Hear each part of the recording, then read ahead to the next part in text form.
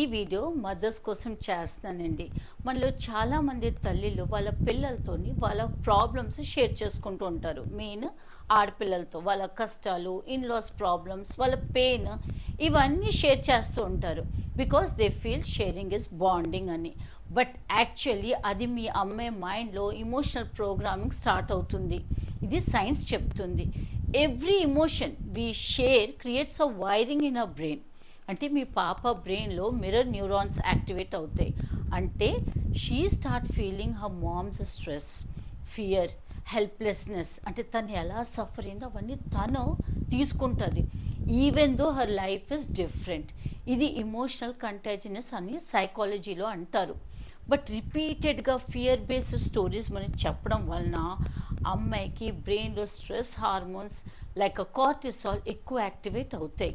And she start believing world is unsafe.